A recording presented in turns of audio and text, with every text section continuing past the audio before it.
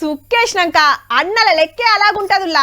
తాగక ముందు శుద్ధ పూసలు లెక్క ఉండేటోళ్ళు తాగినాక ఏమైతుందో గంత బలం ధైర్యం ఏడికెళ్ళొస్తుందో గాని సుక్కలు చూపిస్తుంటారు. దోస్తులంతా కూకొని తాగేటప్పుడు ఎంత వరకున్నా ఏం చేసినా ఆప్తానికి దోస్తులుంటారు. అదే రోడ్ల మీద అయితే ఈపు సాఫ్ వేసుడే.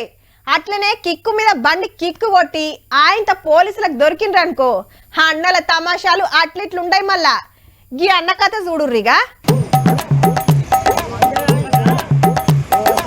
సినిమాల అపరిచితుడిని చూసినాం గాని మనోడు రియల్ అపరిచితుడు.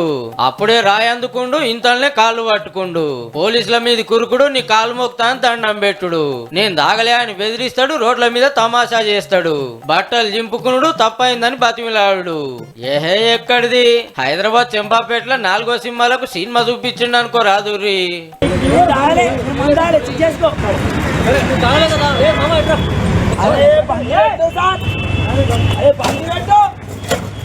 అటు తిప్పలవాడి ఇటు తిప్పలవాడి ఊదిస్తే మీటర్ 94 చూపించింది.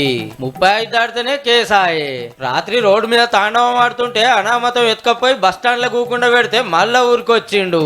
బండిని తీసుకుపోతుంటే గాయ చేసిండు.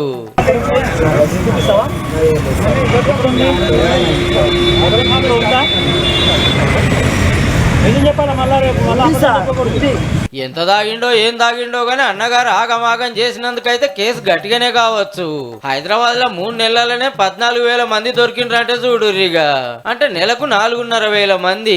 తాగి స్టీరింగ్ బట్టి ఊకుకే బుక్ అవుతున్న 44 మంది ఉత్తమ డ్రైవర్ల లైసెన్సులు క్యాన్సిల్ అయినాయి. 824 మందికి ఒక్క రోజు కాంచి 10 రోజుల దాకా జైలు శిక్షలు పడ్డాయి. కానీ ఇంతమంది ఉండగా సుత అన్నగారే పెద్ద వార్త ఏంటంటే తాగినాక పర్ఫార్మెన్స్ అట్లా ఉంటది మళ్ళా.